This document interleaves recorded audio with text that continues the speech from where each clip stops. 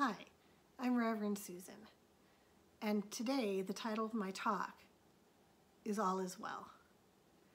When things are going on in my life that I wish were different, that I don't like, that I might be frustrated about, that's a phrase that I use to remind me of spiritual truths and to ground me and center me in those truths so that I can move through those times that I'm not liking, that I can move through them with greater ease. The last time I spoke in January of this year, I left everyone with a 2020 vision challenge. And the idea behind that challenge was to take that idea of 2020 perfect vision and to see that as spiritual vision, clarity, to be able to see through whatever outer conditions we have, whatever beliefs we might hold, and to see through to the spiritual truth of ourselves and those around us and the situations, to see everything as God sees it. And when I left everyone with that challenge, I had no idea that in the coming weeks and months that life would unfold in such a way that we would all be given many opportunities, these great opportunities to step into that 2020 perfect vision, to be able to look at everything that's happening around us with clarity and to practice seeing with God's eyes. So as we move through this time right now, the first step to being able to know that all is well is to be able to use that 2020 perfect vision, to be able to see with clarity some spiritual truths about the situation. So to start with, we remember that God is in and through everyone and everything, that the divine source, spirit, whatever you want to call it, that it's the life that exists within everything. And that everything exists within that wholeness and that allness of the divine. That source, spirit, it creates out of itself. That it can't create out of something that doesn't exist. So if everything exists within God, there's not God and something else, there's only God. And so God can't reach out there and find something else to create with. It only creates out of its own substance, which is love, beauty, harmony, perfection. And then we remember that we live in an orderly universe. We live in a universe of intelligence where there's one intelligent, creative mind that is the power behind all of the creation, all of the form and the manifestations and the effects that we see out in the outer world, those circumstances and situations, that it is intelligence that created it from in an orderly way, that knowing that there can't be any mistakes. If everything is perfect and everything is orderly and everything is created from intelligence, there can't be any mistakes. And so when we accept these truths, when I accept these spiritual truths, then I'm called to be committed, to be diligent, to seeing God in everything, every situation, every person, whatever it is that's presented in my life.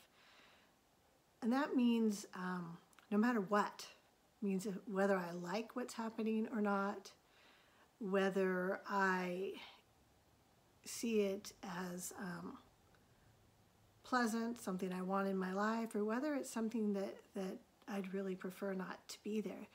No matter what, it means that even if the situation is such that that presence of God isn't really self-evident, I might have to dig and I might have to look for it and I might have to do my work to find it. But when I make that commitment to seeing God in the situation no matter what, that's what it means. It means I make that commitment, I do my work, and I do what's necessary to get past any confusing beliefs I have, any limiting beliefs I have, any fear I may have, any judgments I may have. I do the work to get past that and to find God in everything, because again, that's what it takes to really embody and embrace that statement of all is well. So our mind likes to judge things. And when we judge something as good or bad or right or wrong, we're denying that that divine presence within it. And when we do that, when we try to deny it, because even if our mind denies it, it doesn't mean that it's not there. It just means that our mind is refusing to see it. And so when our mind denies that divine presence, what happens is it creates this sense of separation within us. And when we feel separate from things, sometimes it feels powerful to be separate from something that we judge as not good, but we're still judging it as separate. We're still creating that sense of separation between us. And separation is what causes suffering. So as we judge and we separate and we move out of that place of love and unity, we suffer. There's pain, anxiety, and all of those things that go along with suffering.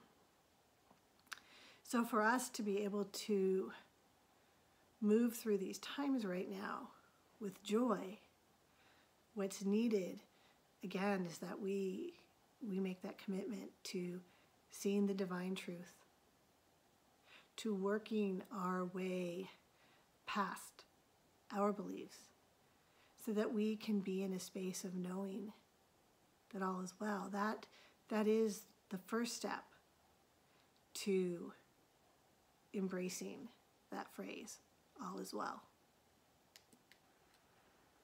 What's happening in the world right now with regards to the pandemic, it's real in the sense that we experience it, but it's not ultimate reality. It's an effect. It's form, manifestation. I can't really speak to the specifics of why and how it showed up for us. What I do know is that it's some sort of complex interplay of our own personal and collective thought patterns that have created it. For we know that that effect is created from our thoughts.